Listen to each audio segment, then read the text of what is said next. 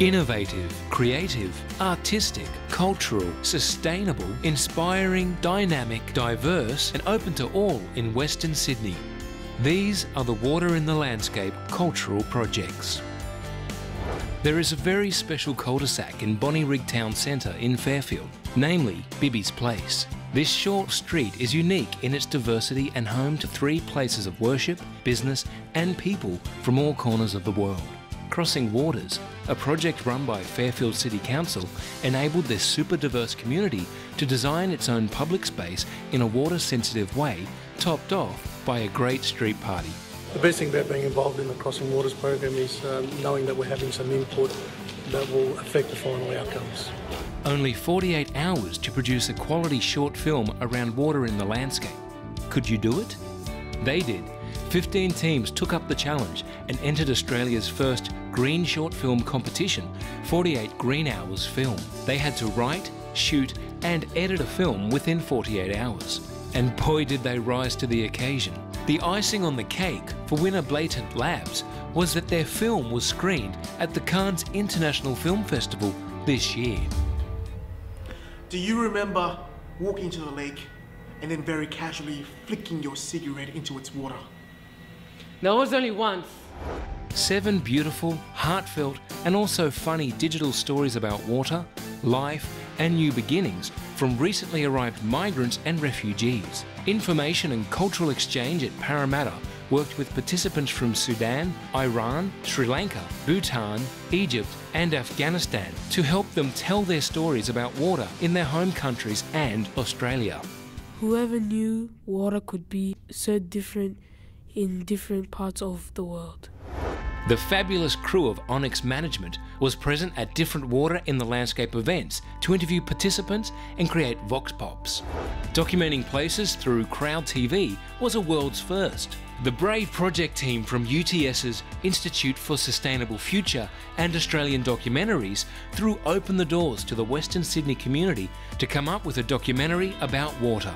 Western Sydney-siders were able to have their say on the topic, images, music and title through the CrowdTV website, Facebook and Twitter. The result is a fantastic documentary about water and culture in Western Sydney. Aboriginal people, even today, understand the countryside by thinking about the waterholes and the rivers. The problem? A degraded lagoon. The people? 30 students from Glenmore Park High School. The challenge for the students? Standing up to have their say and make positive environmental change in their local area. The result? 30 fabulous short films developed by young people who care. More than 180 primary school children from Penrith and Blacktown were let loose in the local park to learn about local waterways and taking care of their environment. Penrith and Blacktown councils hosted activities such as a life-sized environmental board game exploring the critters in the water and potting up native plants. Young environmental activists from Western Sydney joined forces with their compatriots from around Australia and the world for the 3rd annual Youth Leading the World Congress. Over 2,000 high school, university and TAFE students took part in the 3-day forum, which discussed ways of participating and taking action on social and environmental issues. Take a walk down memory lane and hear the voices of the Georges River, its people and its surroundings through virtual reality tools designed by Liverpool Council. There's an arm of the Georges River, Harris Creek. Unfortunately, Georges River is like me, it is what is called a senile river.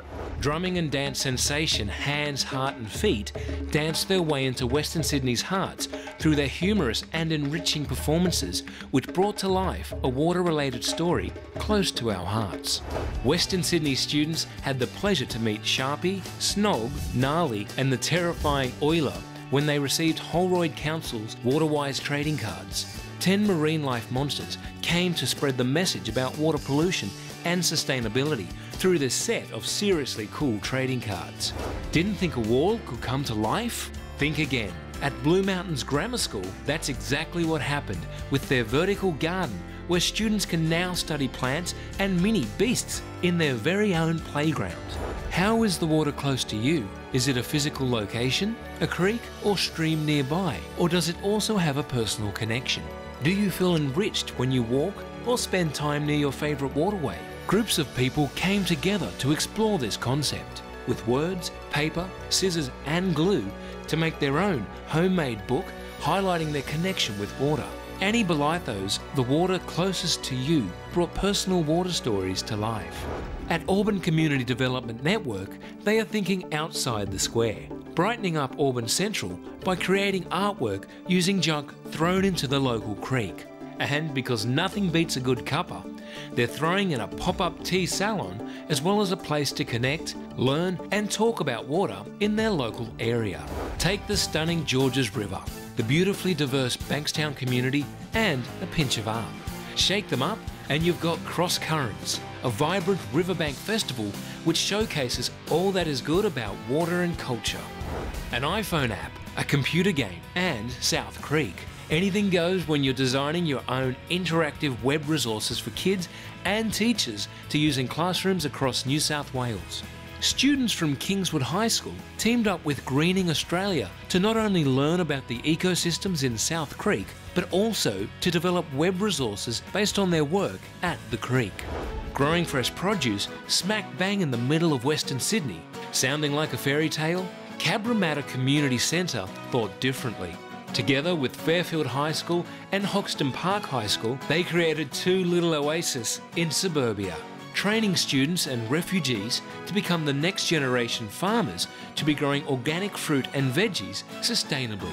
Dragonflies, puppets and hanging swamps. The community of Blue Mountains experienced the enchanting Aboriginal dance performance from Jo Clancy and her dancers, which is all about keeping the dragonflies dancing in the endangered ecological hanging swamps in the World Heritage Area of the Blue Mountains.